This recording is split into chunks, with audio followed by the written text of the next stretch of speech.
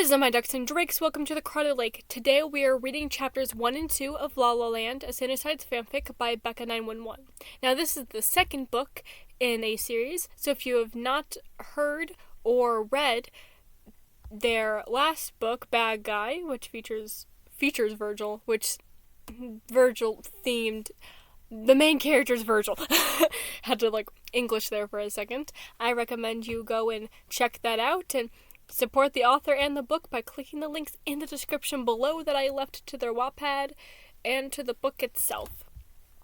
In the description there's also a Google form to recommend fics for the future. I have been getting a lot more of these as of recently, and I'm super excited because then once I finish this series, I'll know what you guys want to listen to and I'll be able to read them, and that just makes me very happy. And so with that, we're going to move on to chapter 1 of La La Land.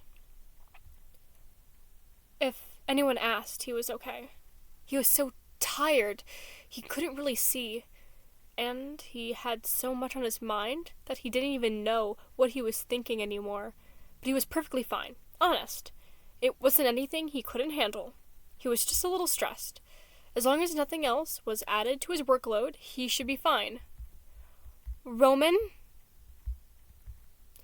There was a deep tug in his stomach, then a sinking sensation, and he was in front of a camera. Thomas and Virgil. He tried to keep his groan in. He really did.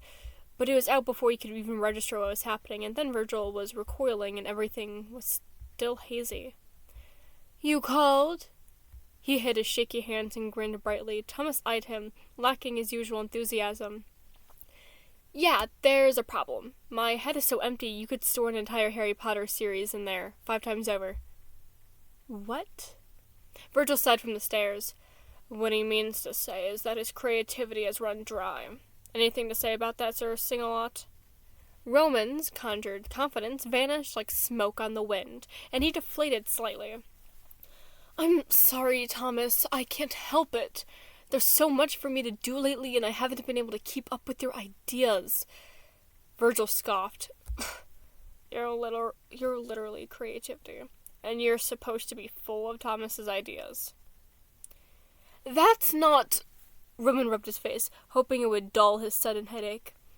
That's not how it works. Nobody's blaming you, Thomas gently explained. But, Roman, I need these ideas.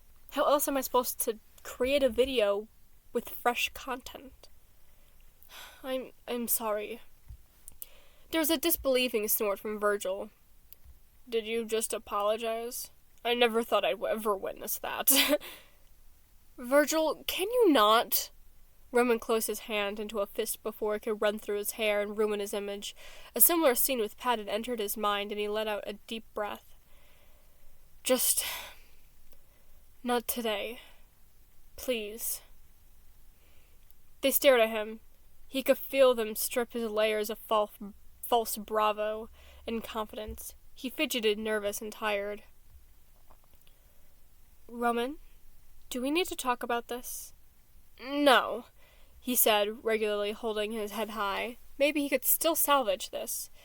But thank you. I do think I would pay a visit to Patton's room, draw some inspirations. Thomas gave him a soft, searching look. As long as you're going to be okay. I'll be fine, Roman promised as he sank down. He directed his jumbled thoughts toward Thomas's mind, and he felt the familiar pull as he transported yet again. The place in which he appeared was not how it should have been. Instead of color and noise, there was static. The emptiness was white, and his hearing was hollow. He neglected his role as Thomas's creativity, and he needed to fix what he had broken. So he tried. He poured everything in his head into his hands, and he shaped it into creations of magic. He let his emotions paint the boundaries of the imagination, and he gave and gave until there was nothing left to give, and then he gave some more. He left Thomas's imagination still thinking that it wasn't enough.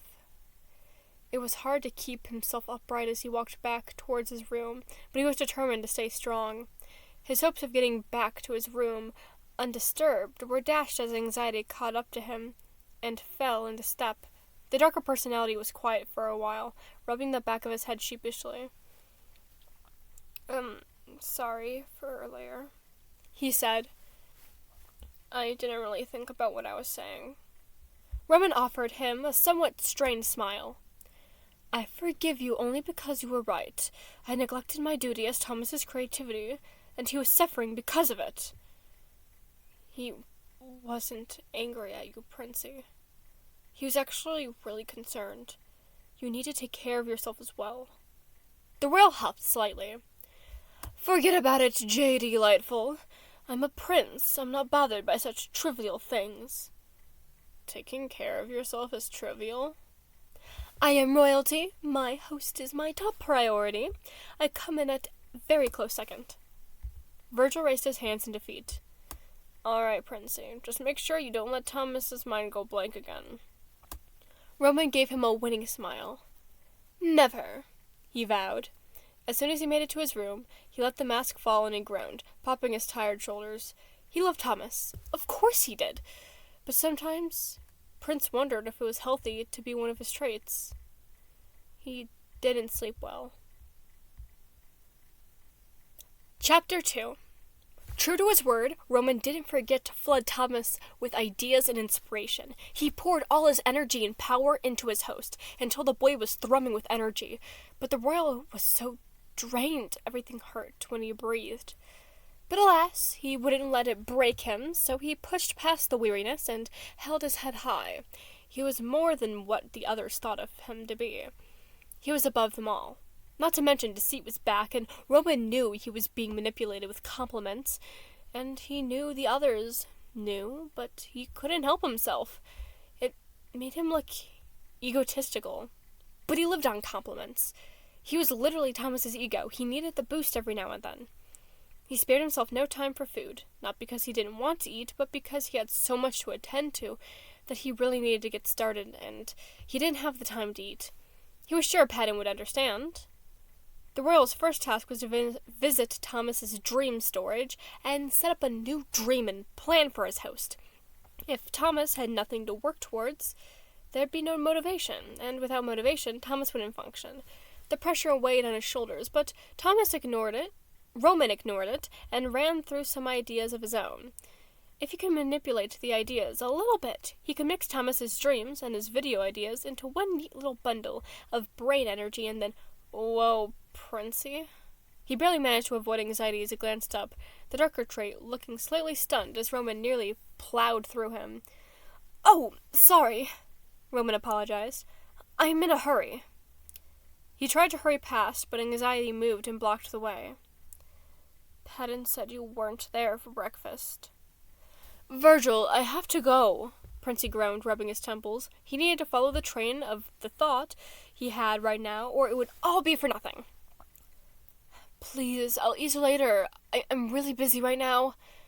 Hesitantly, anxiety moved aside, and Roman sped off, too busy thinking of plotting to see his slightly concerned look on anxiety's face. The royal knew about the darker traits brush with depression. Derek, and he really needed to sit down and formally apologize to his, friend? He'd been rude and inconsiderate, as had Logan. Maybe they could talk about it when Roman didn't have so much to do. Great Zeus! He made it to the dreams and hurriedly organized a crude plan before refining it, adding his own thoughts here and there until he was satisfied. He'd hoped to get it done before Thomas truly started the day, but the host had been up for a few hours now, so he wouldn't really be starting on anything major that day. Next to the video ideas, Roman calculated how much time would be required to develop the idea properly with Joan, see to any props, and then write the script. Of course, there was a camera setup and recording times and editing and... Chill, he whispered to himself harshly. One step at a time. By the time it had all been worked out, Roman was swaying on his feet, and the day had worn on him, and it was nearly time for him to sleep again. He didn't want to panic, didn't have the energy to panic, but he had so much more he was supposed to do, and there wasn't enough time for him to do it. It physically wasn't possible. His back straightened as soon as the thought crossed his mind. He wouldn't be stopped by the impossible. Physics meant nothing when he was creativity. His job never had a break. He was working 24/7, so he could do this. He just needed to buckle down. He just needed to skip dinner. Whatever. Patton needed to understand that Roman had real work to do, and it was important for him to finish. It was vital that he didn't mess up, and he didn't stall. Thomas needed him to do this.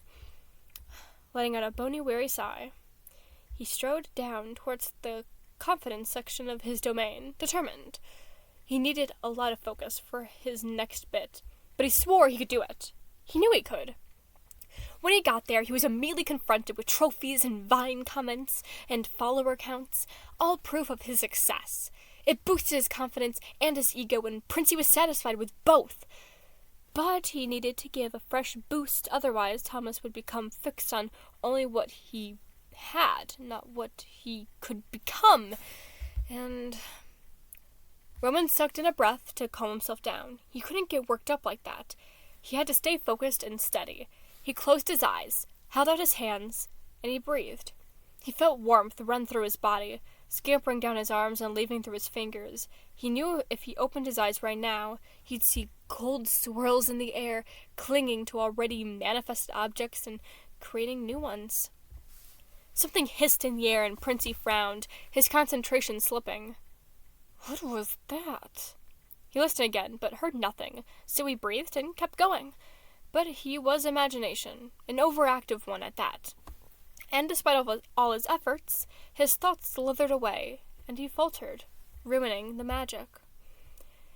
He warped energy floated in the air, half-formed things landing on the ground in a clump. Roman stared at it, as he tried to think what to do, but his thoughts were gone.